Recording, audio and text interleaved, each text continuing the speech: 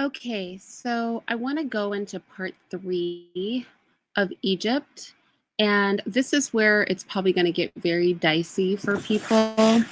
If for whatever reason you cannot hear me uh, in the chat, just please let me know. So, yeah, this is going to get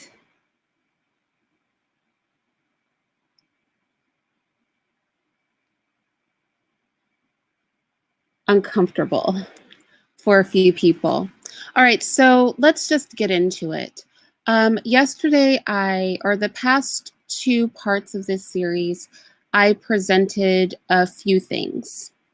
I presented Egypt as having stolen knowledge or gained knowledge from their contact with sub-Saharan African civilizations, them sharing that information with the Europeans because they were highly integrationist from their inception, them being under European rule for 1,000 years, and because of the close connection that they had to the European crediting technology and other things to Egypt that literally were not Egyptian. And I encouraged Black people to release their fixation with Egypt and recognize that Egypt was not the cradle of intellect in the Africas. They simply regurgitated what older civilizations in Africa and greater civilizations in Africa had taught them. So I initially did this on my channel about 2 years ago, a year and a half ago. I made a video called Blacks Let Go of Egypt. Then I did the Egypt Deception Part 1, the Egypt Deception Part 2, and now we're going to go into the Egypt Deception Part 3, where I'm going to prove that Egypt is not the cradle of intellect. I'm going to demonstrate older civilizations in Africa than Egypt, where Egypt spawned from, where Egypt took a lot of their knowledge from, and I'm going to show what Egypt did that caused them to be ostracized by the rest of the African continent. And we're going to be looking at some maps and borders and talking about some historical figures and nations to prove this point. Hi, you guys. So with that said, I want to start with just laying a foundation, and then I'm going to be pulling some maps out and things like that, because I think we need to visualize what the borders of the lands were like back then. Keep in mind that Egypt is in very close proximity to Europe in comparison to all of sub-Saharan Africa. And when I say sub-Saharan Africa, basically sub-Saharan Africa includes almost like 48 or 50 countries. So almost every country in Africa is considered sub-Saharan. Egypt is not considered part of sub-Saharan Africa. And we know that science is where all of our knowledge is, which is that all life on this planet started in sub-Saharan Africa. And the civilizations there are far older than Egypt. So when we talk about the historical homeland of the Nubians, right, who nobody will argue had direct contact with the Egyptians, we're talking about an area that covered, the Nubian Empire covered everything along the Nile, right? So when we think Nubian, we think Ethiopian, but it's much bigger than that. It covers everything, northern Sudan, Egypt, northern Sudan, Ethiopia, into the Asias. Actually, maybe I just need to very quickly share a map with you guys. Let me just share this one map with you guys, because I just, I don't want to stay on these maps because I want to give you the information and then look at the maps. But at the same time, I just want to share these couple of maps with you guys, because I think that we have to really understand a few things, all right? Like visually. So let me share my screen.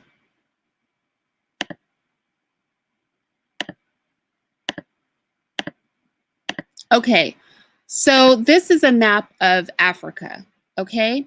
So I want to point out some things to you. Here is Egypt. Here is the tail of Europe.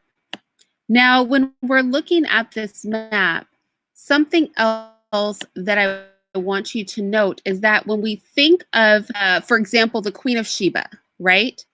And people like that, this is the region. Sudan, all of this part of Africa, this huge part of Africa that bumps in, okay?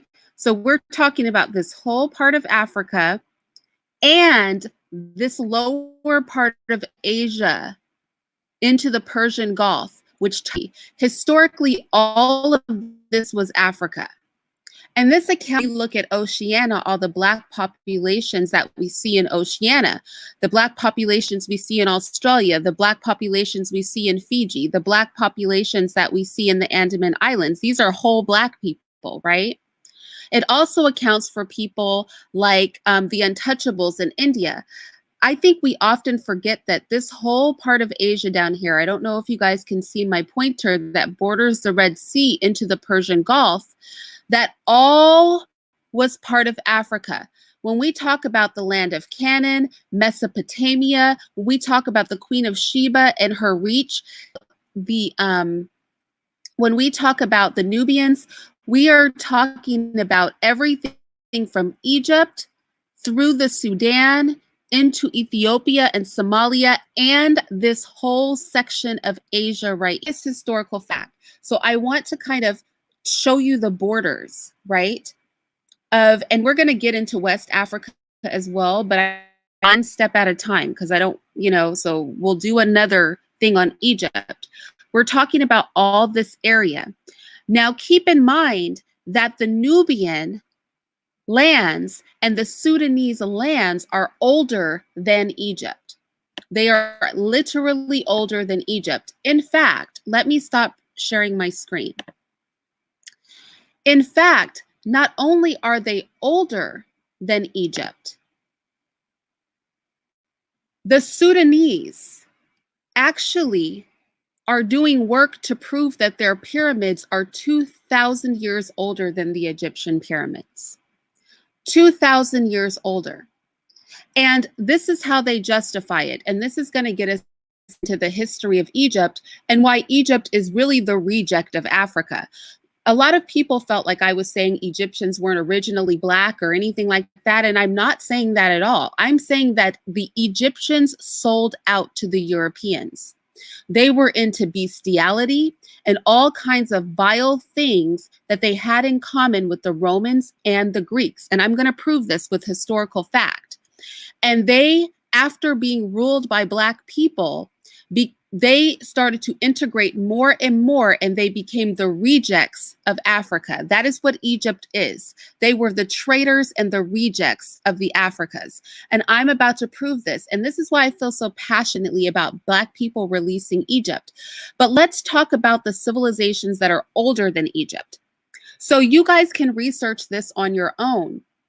But a couple years back, the Sudanese Minister of Information, his name is Ahmed Bilal Othman. Ahmed Bilal Othman. He was the Sudanese Minister of Information. A couple of years ago, in 2017, he came forward and said that the Sudanese government was going to prove that the Sudanese pyramids were 2,000 years older than the Egyptian pyramids. And if we are honest, this makes sense because Nubia was established at least 1,000 years before Egypt. That is historical fact. In fact, Egypt is an offshoot of Nubia. Egypt is an offshoot of Nubia. This is why I really want to debunk this. Egypt is one of the greatest civilizations of the world. It's literally not. Egypt had technology and understanding that they took from the sub-Saharan African lands. And the European has credited Egypt as the purveyors and the creators of the sciences that they had and of the technology that they had, but it is simply not the case. Just because the European gave the Egyptian credit for it because they were having sex with animals together. And mind you, Egyptians have sex with animals to this day. Sheep, cows, camels, this is still part of their culture. The European, Greek, and Jew, the Greco-Roman, the lovers of boys and animals, loved the Egyptian because the Egyptians were the only Africans that would fuck with them. The Egyptians were the only Africans who would deal with the European. And I'm going to bring some historical context into this, but let's get back to the Sudanese and the Great Nubian Empire, okay? So Ahmed Belal Othman, he is the Sudanese Minister of Information. And in 2017, he came forward to say that he was going to prove that the Sudanese pyramids were 2,000 years older than Egypt's. This is part of me proving that Egypt took technology from sub-Saharan Africa, and the European has credited Egypt with things that Egypt did not create, because the European loves Egypt. I had a lot of people accusing me of spinning a European narrative on my beliefs about Egypt, which is simply not the case. The European loves Egypt. I don't love Egypt. The European does. And Black people who are in love with Egypt follow in suit with the European. So I'm about to tell you where my mind on Egypt is. I think Egypt is trash. And I'm going to drag Egypt until other people start to realize how much of a trash country Egypt has always been, or Kemet, for those of you who prefer to call it Kemet. Kemet was trash. Anyway, Ahmed Belal Othman, the Sudanese Minister of Information, he announced in 2017 that the Sudanese were going to debunk the European narrative that the Egyptian pyramids were the oldest pyramids on earth. He said that they were going to prove that the Sudanese pyramids, and mind you, the Sudan falls in the realm of what was considered and what was part of the Nubian Empire, okay? He was going to prove that the pyramids were 2,000 years older than Egypt. This is what Sudan is currently working on. Obviously, the Egyptians got pissed off about this because they were so used to having the clout that the European gave them. This would mean that the Sudanese pyramids are about 7,000 years old, outdating the oldest Egyptian pyramid that is only 5,000 years old, about thereabout. You know, we know that dating is not perfect when we talk about these numbers. So the Sudanese pyramids,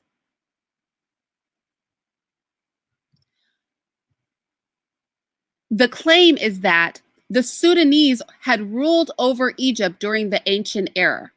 Okay, so I know a lot of you guys don't like the Bible, but listen to what the Sudanese are claiming. The Sudanese claim that when we talk about the story of Exodus, when the children of Israel went into Egypt, and let me just show you this map again so that we can understand how this could have happened, okay?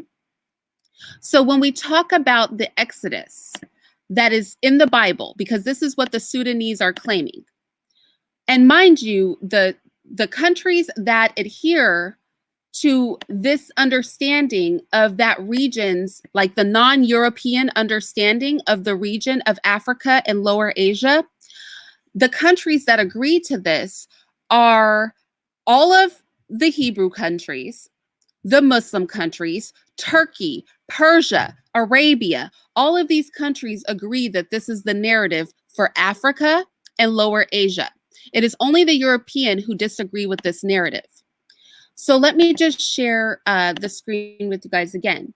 Okay, so what is being claimed by the Sudanese is that right about here, you guys, right about here is where Moses from the Bible, canon, all of that is right about here.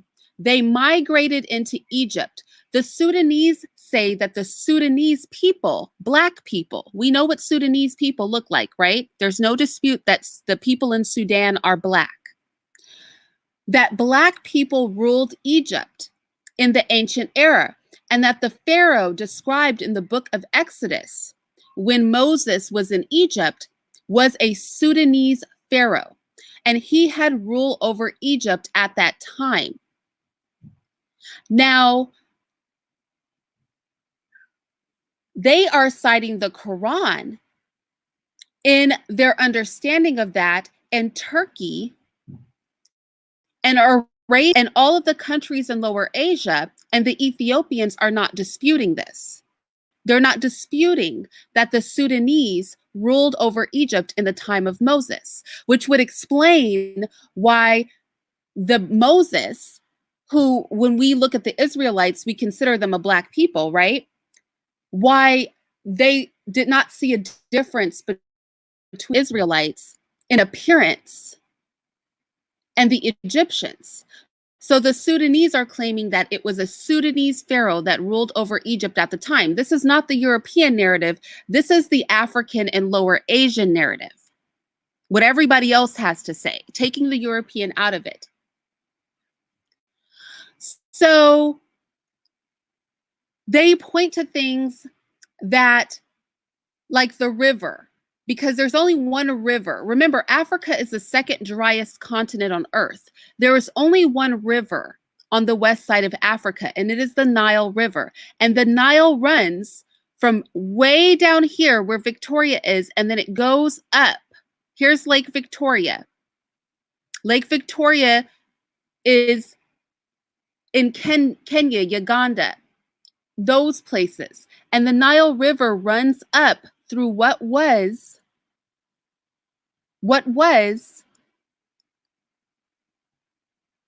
Nubia, through the Nubian desert and into Egypt, okay? That land has always belonged to the Nubian people, and Sudan was part of Nubia. So they are claiming that since there was only one river, and in historical texts, reference is always made to the river, which was owned by the Nubians, which was owned by the Sudanese, which was owned and controlled by the sub-Saharan African countries, that there is a basis for them to say that the Sudanese were the pharaohs of Egypt at that time. So we're talking very, very far back into Egyptian history. Specifically,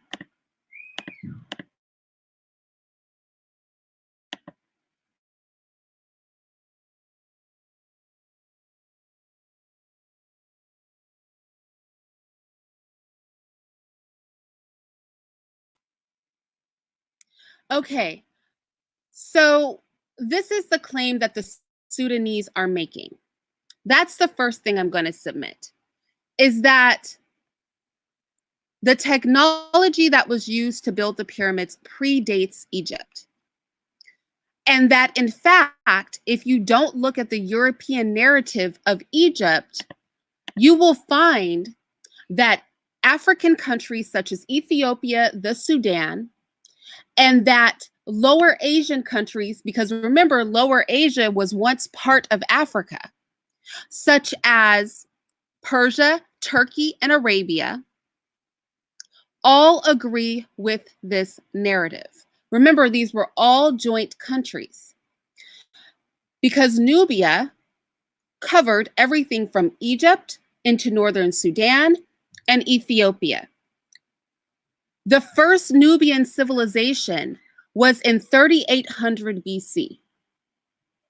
The first known Nubian civilization was in 3800 BC. 700 years older than Egypt.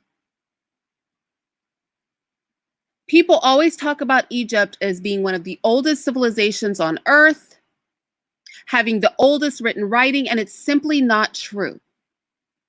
It was Nubia that was 700 years older than Egypt, and remember that Nubia kissed the Congo, went through the Sudan, reached into Egypt and covered Ethiopia. That was the reign of Nubia. And as Egypt broke off, remember that the Nubians were part of Egypt and also took over Egypt on a couple of occasions. So we look at the historical timeline of Egypt, right? That when we have the foundation of the Egyptian state, right? Somewhere between 3100 and 2900 BC. And then the Egyptians started to integrate with Palestine because they were always integrationists. No pyramids had yet been built. No pyramids had yet been built. If we believe what the Sudanese, that their pyramids are 2,000 years older than the Egyptian pyramids, that would align with the establishment of Nubia, which is about at minimum 700 years older than Egypt. I would argue it's older than that still, but let's look at evidence. After the Sudanese, after the Nubian Empire had started building pyramids, the Egyptians built their first pyramid. That was in between the first and the third dynasties in Egypt. Mind you, there was control over Egypt by various Nubian cultures. The Sudanese are claiming it. We know directly, even the Egyptians don't dispute that the Nubians even took them over.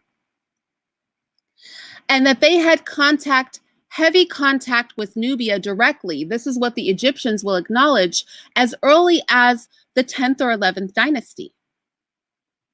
In fact, it wasn't until Egypt had contact with Nubia, the lower part of Nubia, and we're talking about the time of Senusret first and third, that Egypt finally reached what is called the classical period of art and literature in Egypt. It was only because of their contact with sub-Saharan Africa. So with that said, Egypt was functional to a point, right? Into about the 20th dynasty.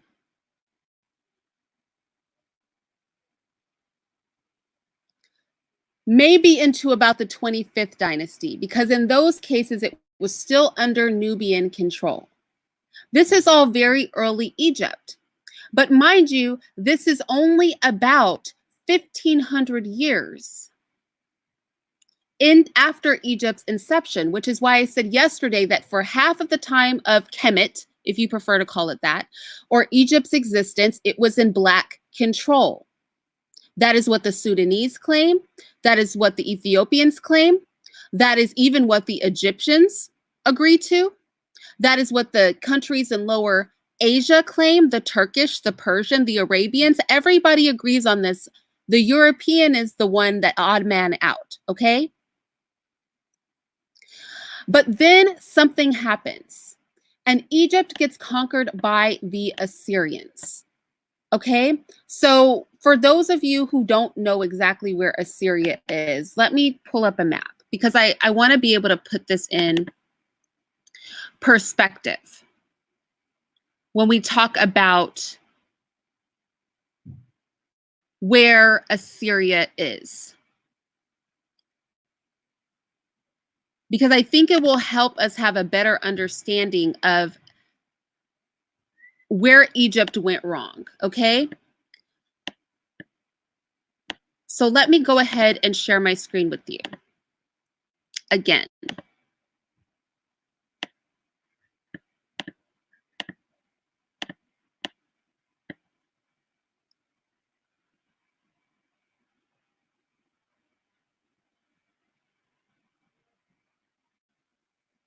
Right, it is. Kemet is ancient Egypt. Like, I hate the wordplay, but whatever. Some people feel very strongly about it. It's not going to change the history of the thing. Okay, so let's just take a look at these. So we have Assyria up here, okay?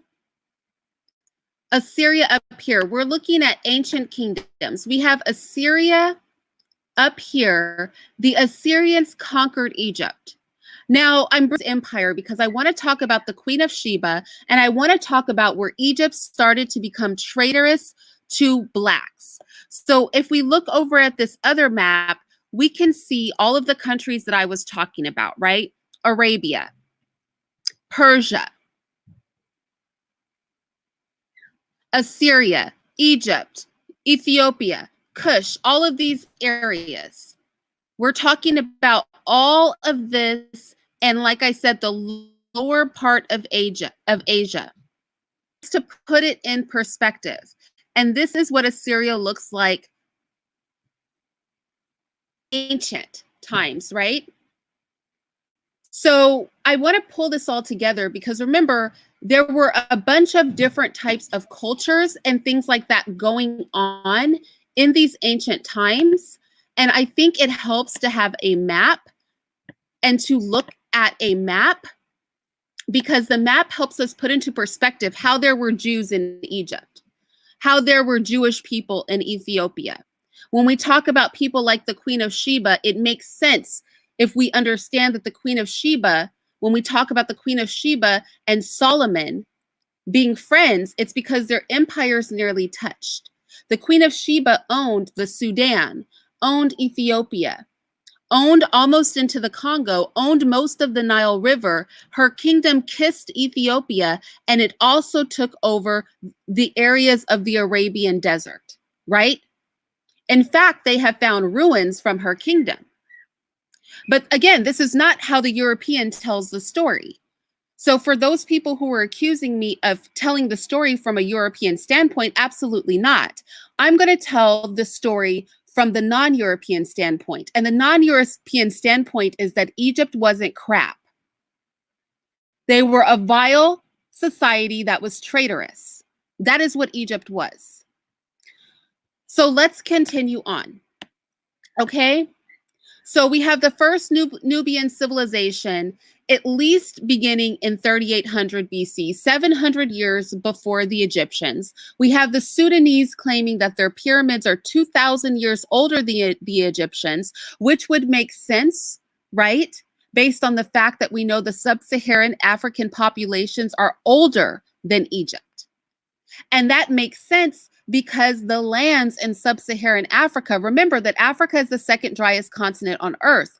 So if you look at a topographical map of Africa, you will find that it's Central Africa. And the east and the western parts of Africa along the Nile River and along the African rainforest that were populated because the rest of Africa is literally unlivable. There are no water. There's no water to be found in any other part of Africa, except in the rainforest and along the Nile River, which is why that is the cradle of life. Africa is a huge continent that people can really not live on. Let's just keep it real. I don't know if people realize that about Africa, that it is basically a huge tropical desert, except for Central Africa and along the Nile River. The eastern and western parts of Africa that run alongside the rainforest, and those countries along the Nile River, Egypt being the youngest part of Africa and the closest to the European. Also keep in mind that Africa is not just what the European has outlined it. In ancient Africa, it's spread into Lower Asia. So when we talk about the Hebrews, we talk about the biblical figures that people don't like, such as the Solomon, Moses, all of that. We're talking about Lower Asia, what they now call the Middle East. All of that used to be Africa. All of that used to be under African rule. This is facts. So where did Egypt go wrong? Okay. We know that the Queen of Sheba and Solomon had massive empires that kissed each other. And if we go back to that map, the Queen of Sheba and Solomon controlled, and let me share it with you again. The Queen of Sheba and Solomon controlled, and I'm about to show you the whole area, and I'll use a modern day map so that it's easy for you guys to visualize. The Queen of Sheba and Solomon controlled all of this. The Queen of Sheba controlled all of this into Ethiopia and the Sudan and Somalia. Okay? Kissing the rainforest over into Lower Asia. Okay? Over into Lower Asia. We're not even talking about Jesus, okay? Please don't bring frickin' Jesus into this. We're talking about before Christ ever existed, before there was a Jesus. All right, let me clarify this. The conversation we're having now is before there was ever a such thing as Jesus or Christianity. So don't pull the Jesus card with me today. I don't feel like dealing with it. We are talking about BC, before Christ. We are talking about 1,000 years before Christianity. 1,000 years before Christianity. So this is not going to be able to be a Christian hate fest, but nice try. Okay? I'm talking about history that predates Christianity. Let's be clear about this. We're talking about a period of time that is 1,000 years before there was ever Christianity. 1,000 years before. So Christian hating is not going to get you guys out of this bubble. It's not going to work because there were no Christians. We're talking about a period of time that was 1,000 years. We're talking about 1,000 to 3,000 years before Christianity ever existed. From 3,800 BC, that means before Christ, before Common Era. So Christianity doesn't have crap to do with this, okay?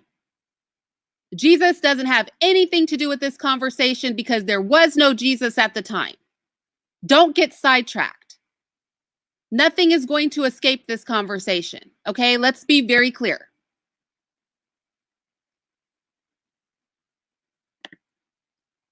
We are talking about the Queen of Sheba. Her reign was 1,000 years before. We're talking about Solomon. His reign was 1,000 years before. This area over in Lower Asia belonged to Solomon. The Queen of Sheba had all of this part of what we call the Arabian Desert, Ethiopia, Somalia, the Sudan, and then Egypt kissed that. This is around the time, about 500 years before that, Egypt started to send gifts like little amulets and things like that to the Greeks as sacrifices to their gods. Because remember, Egypt, from its inception, from 500 years into its inception, the first place Egypt integrated with was Palestine. And after that, there were bouts of periods of time where Egypt would have contact with Nubia, or Nubia would take over Egypt. The Sudanese are saying that during Solomon or during Moses's time, it was Sudan who had control of Egypt. So Egypt was in black control for about 1,500 years of its history. And then Assyria came in from up here, a little higher in Asia. Assyria came in, took over Egypt, and that's where things started to hit the fan. Now, let's talk about the problem with Egypt. Number one, Egypt's technology was not Egypt's technology. Just because Europeans say that Egypt developed all of that technology doesn't make it true. You guys can vet for yourself that the Sudanese government is challenging that, saying that their pyramids and their knowledge is 2,000 years older than Egypt. And their claims are backed by the Ethiopians. They're backed by the Persians and the Arabians. You realize that everybody agrees on this. The Muslims agree on it. The Hebrews agree on it. Everybody agrees on this, right? But the European, because the European has credited Egypt for this. And those of you obsessed with Egypt are obsessed with Egypt because Europe told you Egypt was great. I am telling you now, Egypt was not great. They were copycats. They copied what they learned from sub-Saharan Africa. And then they shared that information with the Greeks and the Romans. When the Greeks and the Romans came into Egypt, so remember, for 1,000 years before Greco-Roman rule over Egypt, because the Greeks and Romans ruled over Egypt for 1,000 years. For the first 1,500 years of Egypt's inception, they had close contact with African civilizations from sub-Saharan Africa. Because remember, Egypt is not part of sub-Saharan Africa.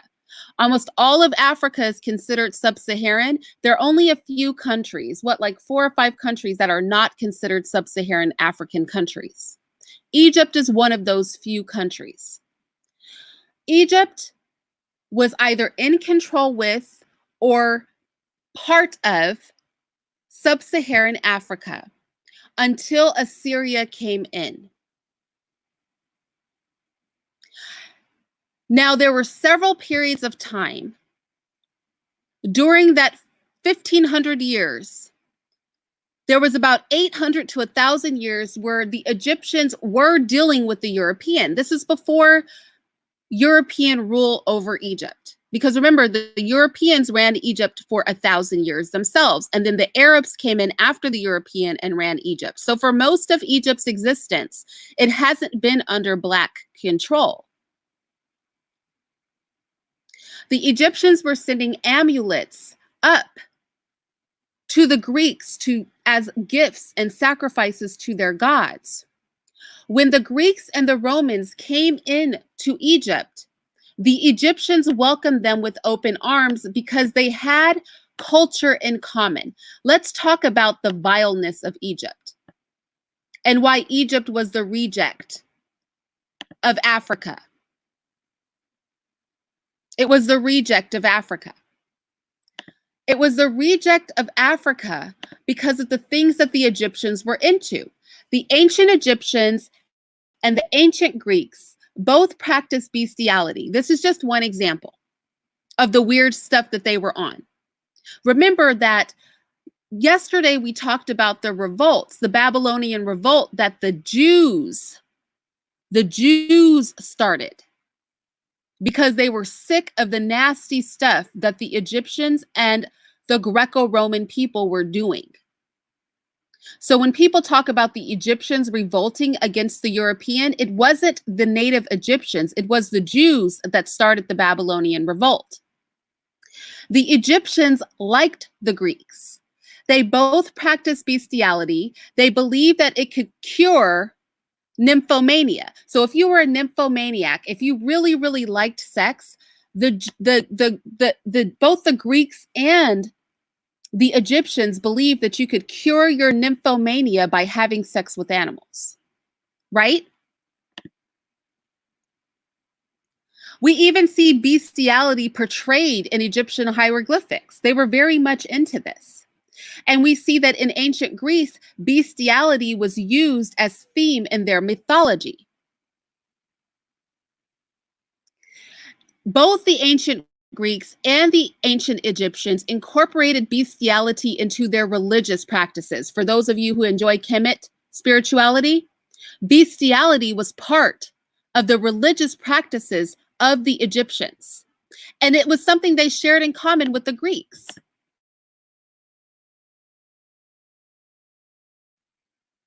That's something that the Greeks and the Egyptians shared in common.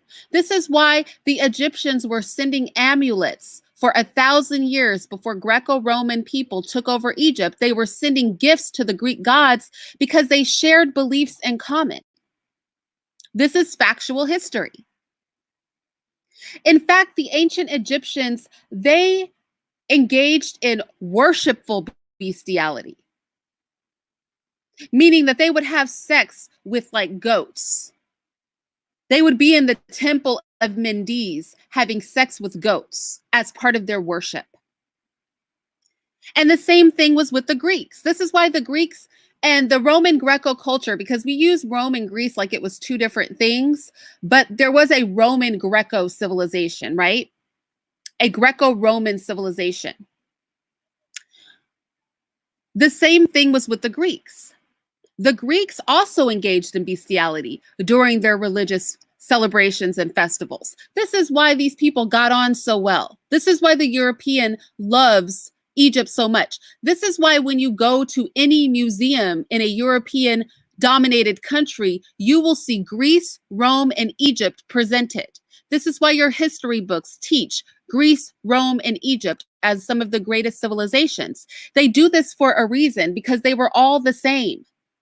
They were all in the same weird boat. Egypt was the reject of Africa. It was the reject of Africa. The Egypt so many of you choose to worship was the reject of Africa.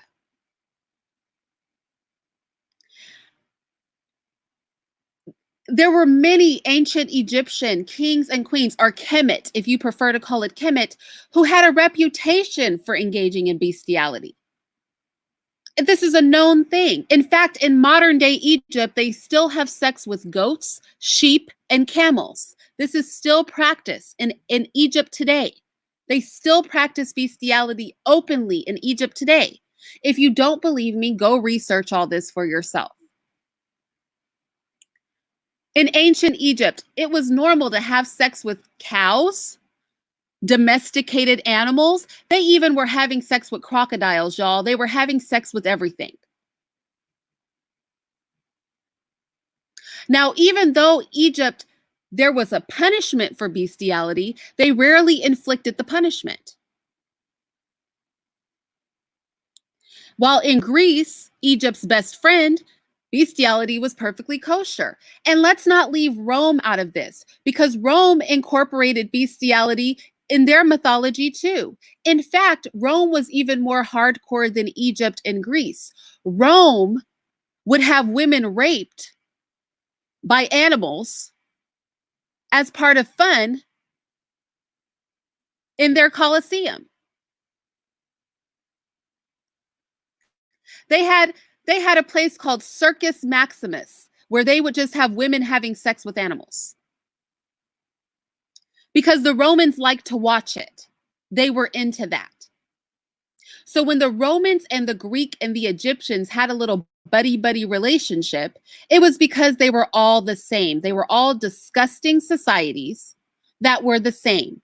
And the revolts that took place in Egypt were started by the Jews. That's history. The Jews started those revolts. The Romans, I'm sorry, the native Egyptians didn't start those revolts. The Babylonian revolt and the war that followed it, which we discussed yesterday in part 2 of the Egyptian deception, were started by the Jews because they were disgusted. And when we think Jew, you might be thinking a white Jew. But keep in mind that the Nubian Empire and the Ethiopians were Jewish people. And that went all through Lower Asia into Solomon's Empire, which were also Jewish people. Because remember, all of Lower Asia used to be part of Africa. So when I say Jew, I want you to think Ethiopian.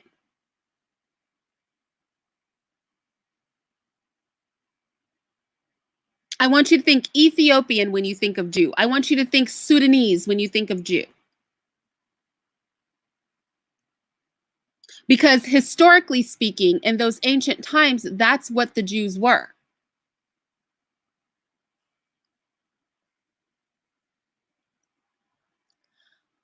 What am I saying here?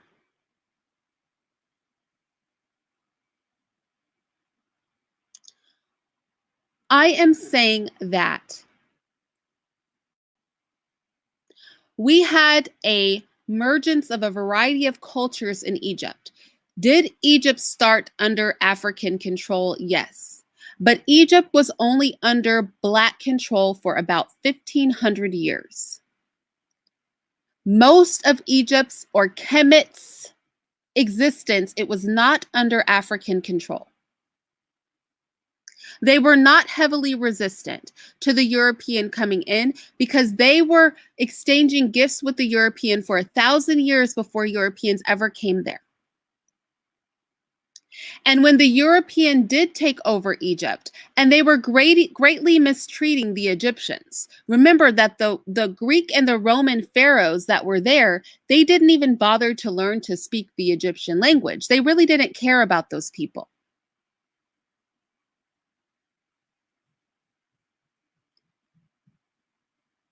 This is not unfounded. What are you talking about? Where can you find what? What is unfounded? What is unfounded? Specifically, what is unfounded? Don't just say this is unfounded. What is unfounded? The Egyptians engaged in bestiality was unfounded? Anybody with access to a library can do the research on that. It's not unfounded at all. Anybody with access to a library can see this. The Romans control history. The history I'm giving you is not white history. I'm giving you Black history. You have the Sudanese government saying that their pyramids and their technology is older than Egypt's. The Sudanese government says that. Those aren't Romans. Those are Black people. Maybe you need to rewind this and listen to it from the beginning. The narrative that I just presented is not the European narrative. You Egypt lovers, you are embracing the European narrative. Egypt was trash. It was trash. It was a reject of Africa. They were traitorous. They didn't even revolt against the European until the Black Jews that lived in their land revolted. They stole technology that they were being given privy to from sub-Saharan Africa, and they gave it to the European. What European is telling you that? The only person that told you that Egypt was great was the European. That's who told you Egypt was great. It was the European that said that. So maybe you don't know the European narrative. You think Egypt was amazing because Europe told you so. But you want to push back against me because I say it wasn't Egypt that was amazing. It was sub-Saharan Africa that was amazing. And that even the sub-Saharan African people are talking about how they are misrepresenting Egypt.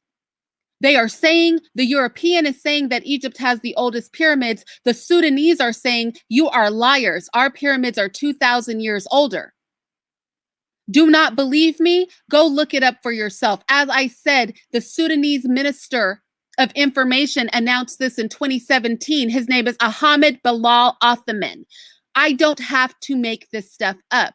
You guys can vet this for yourself. You want to go hard for Egypt because the European told you something great about Egypt. That's why I said you guys crack me up with this blackety blackness of Egypt. When Egypt started integrating with Palestine 500 years after it was founded, the blackety blackness of it all, right?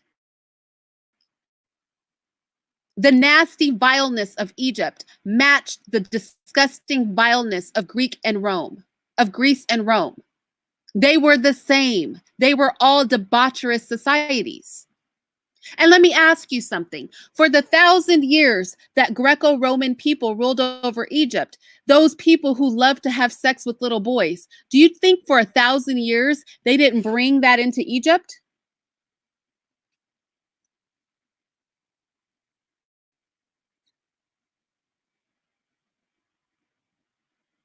Asiatic Black man, you will have no problem at all seeing hieroglyphics of Egyptians engaged in bestiality. You will have no difficulty finding that. I challenge any of you guys to go research it. Go to your local library and research Egyptian bestiality. If you're not near a library, go online to some reputable sources. You will find that this was extremely common. They were the rejects of Africa. When Nubia was done with Egypt and the Assyrians came into Egypt, everything for Egypt went downhill. And just because the European credits Egypt as some sort of amazing society does not mean it is so, because you have sub-Saharan African populations who challenge that. So who are you going to believe? Do you believe the Sudanese who call the European a liar, or do you believe the European? Whose history do you believe? The African or the European? That is my question to you.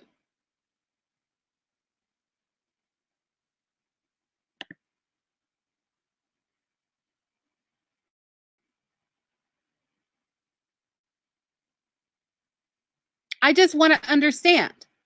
Why am I getting pushback on this? You guys are going to fight me when you have whole African countries saying that the European is a liar? It's not just the Jews. It's not just the Christians. Even the Muslims say the European is a liar. It's not just the Bible, the Quran, the Turkish people, the Persian people. They all say that they are liars. And you guys still choose to believe. The Sudanese say that they are liars. The Ethiopians say that they are liars. But I am the problem. Irene is the problem because I want to drag Egypt because you people are brainwashed.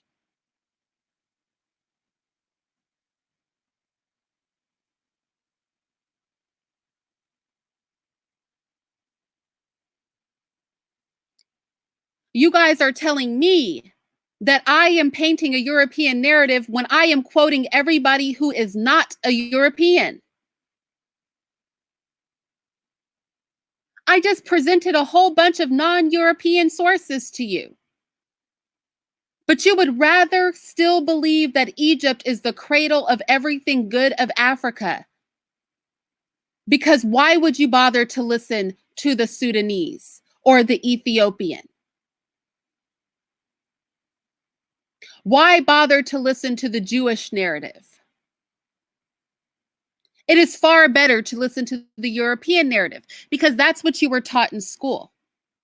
That's what you see in their museums. You believe them because you are brainwashed by them. You are practicing Kemet spirituality because you are brainwashed by them. Kemet is not the end all be all of Africa. Why would you not look toward Nubia? Why would you not look toward Ethiopia? Why would you and into the reign of the Queen of Sheba? The ancient Nubians, Kush. Why would you not look back to these things? Why are you looking toward Egypt? Your people are not from Egypt. And you should be thankful your people are not from Egypt. These people are sick. The Egyptians are sick to this day with their weird fascination with camels.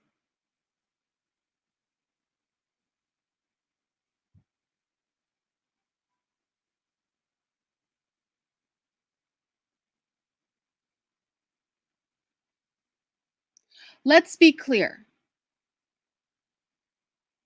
If you don't believe me, go research it for yourself. If you do not believe me, go research it for yourself. And remember, for those, I see somebody saying, where is Kemet bestiality? There is upper and lower Kemet. Let's be very, very clear. Lower Kemet was eaten up because Lower Kemet comprised part of Nubia and Egypt's control. If I look to the time that the Europeans started to come into to Egypt, And I compare that to the reign and the reach of the Queen of Sheba's lands and of Solomon's lands, you will find that it becomes irrelevant.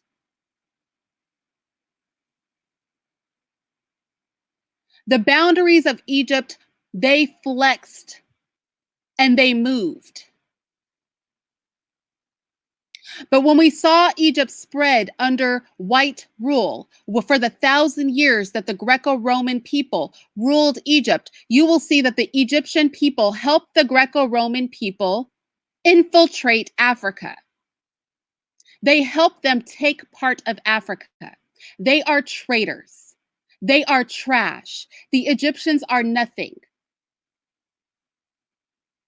All we can learn from the Egyptians is exactly what we should never, ever, ever do. That is all that there is to be learned from Egypt.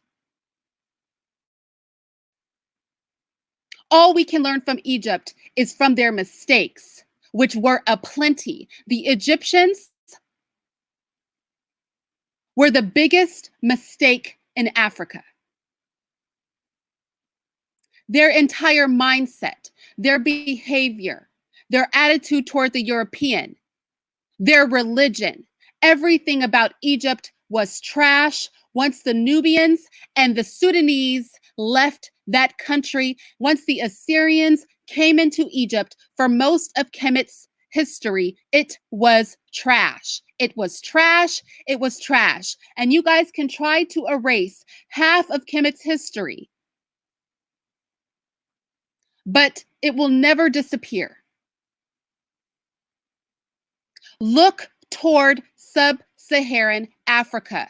If you want to worship Africa, then why don't you worship the part of Africa worthy of your praise?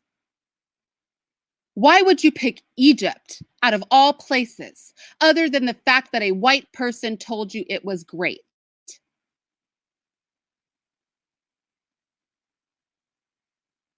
Let me guess. We don't like the rest of Africa, right? We don't like the Congo. We don't like Ethiopia. We don't like the Sudan. We don't like Ghana. We don't like sub-Saharan Africa. We only like Egypt. Proximity to the European, and because they got the European stamp of approval, we just love the heck out of Egypt.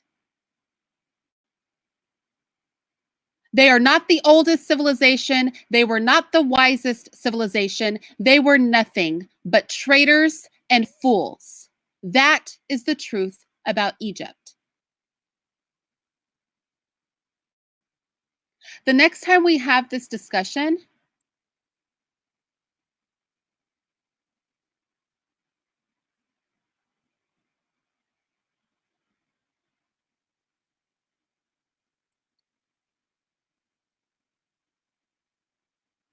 about Egypt,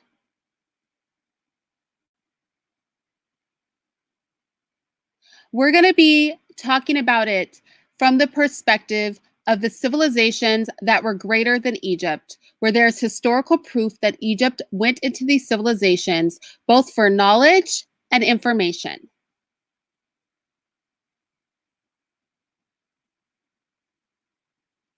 Right now, Nikki, South Africa, the middle part of Africa, and the coastlines of Africa were historically the richest parts of Africa because honestly, they were the only places people could live. Egypt was not that amazing.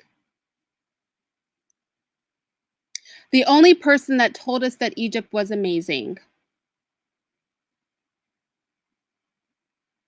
It doesn't, who cares? Fine, call it Kemet. I don't care what you call it. They were still trash.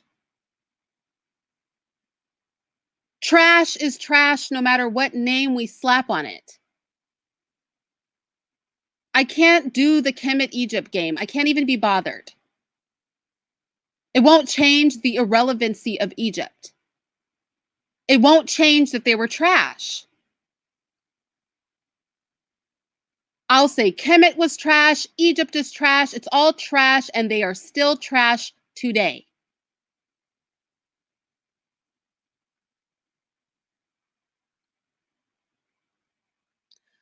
So let's just recap, just really quick before I go. Egypt is not the oldest language on earth. They are not the cradle of the sciences or anything else. Sub-Saharan Africa is.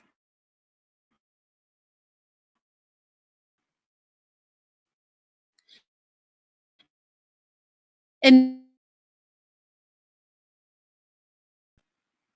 claim their pyramids outdate the Egyptian pyramids by 2,000 years, and they also are credited with building the pyramids that are in Egypt. After Nubia, the Sudan, and the Jew, the Black Jew, we're talking ancient Lower Asia, ancient Kemet, ancient Nubia, after they separated with Egypt, and Egypt was able to fully realize its integrationist mindset, Egypt went in a downward spiral. First being taken by the Assyrians,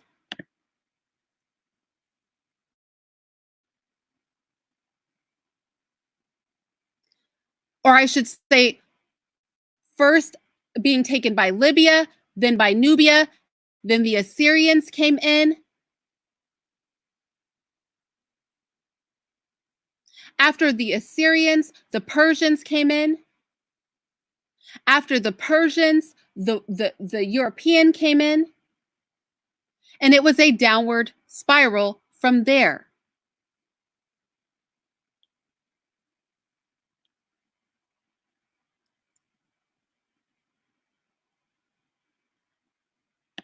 During the time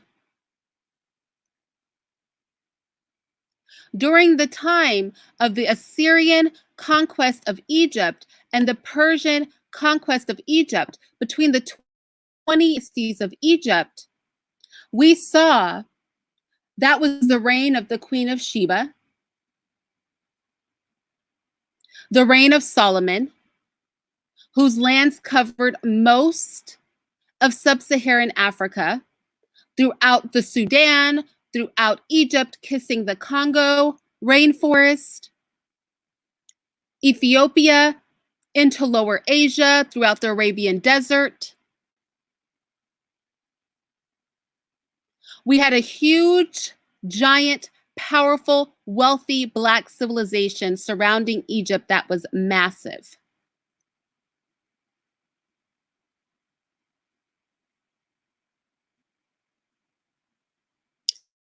And what the Egyptians chose to do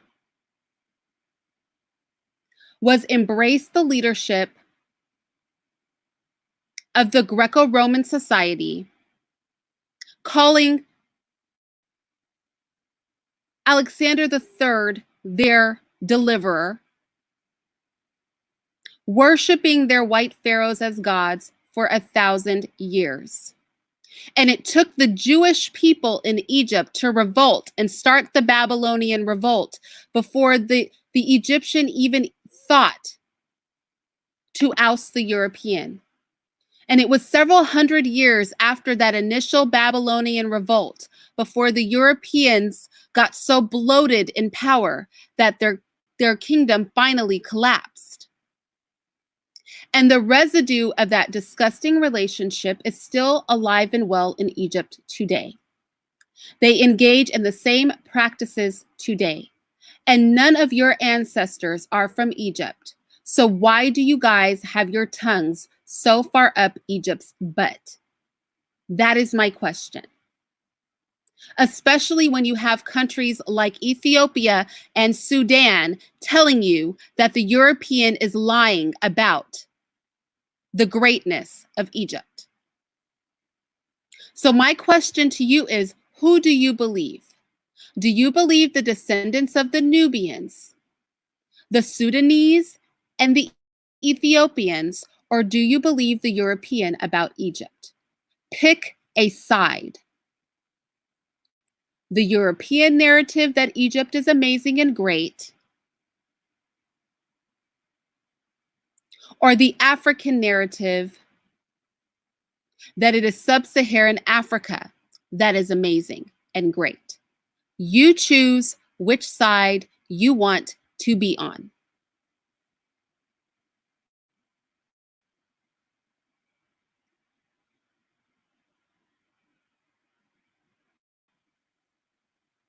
Like I said, Cater West, you choose which side you want to be on. Because that's not what the Sudanese are saying. That's not what the Ethiopian are saying.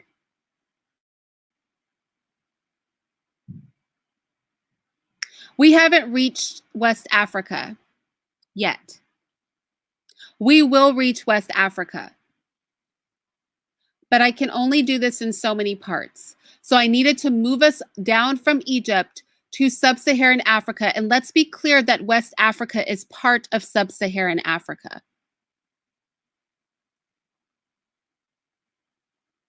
As we explore this thing, we're going to see that we don't need to make a difference between East and West Africa.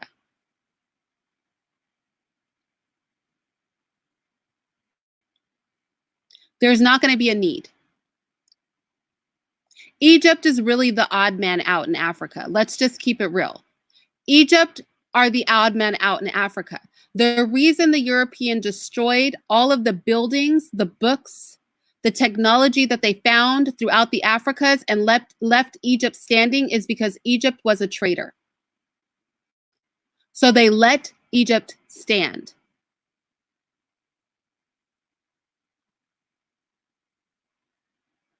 And the more that we look into this thing, the more we're going to find that.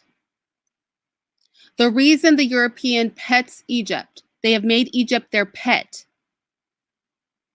is because the rest of Africa was not trying to deal with them like that. Egypt is really the odd man out of Africa. So it is so bizarre that so many people go so hard for Egypt. So like I said, pick a side. The Africans are telling a different story than the Europeans. Who are you going to believe? Since we're all so blackety black around here.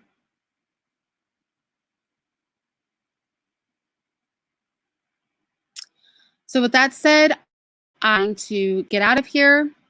I will be posting some sources for you guys. Comment or in the description box. Give me a minute to add those in. But honestly, you guys can research this on your own. The sources that I put are just easy sources for you guys because you guys are online. But honestly, take a trip to the library. Go research this on your own. I encourage you not to read the books that people wrote about Egypt. Like I said, go to the primary sources. There have been archaeological digs. There are reputable sources. Go to those. I know it's always nice to hear somebody charismatic talk about history, but that's not doing research. Hearing me or anybody else talk about history is not research. I could write a book too. Any of us can write a book. That's not research. People reading our book or watching our videos is not them doing research. Do the research for yourself. I strongly encourage that. And if you do watch a video or read a book, vet everything the person says. Feel free to go through my video and vet everything that I said. Do the research on it yourself. See if I'm lying. Do it for me, do it for everybody. Trust no one. We could be lying, we could be wrong. But I feel very confident because I decided to stick to historical fact. And historical fact tells me Egypt is trash. So there you go. I'm going to get out of here, you guys. I'll talk to you later.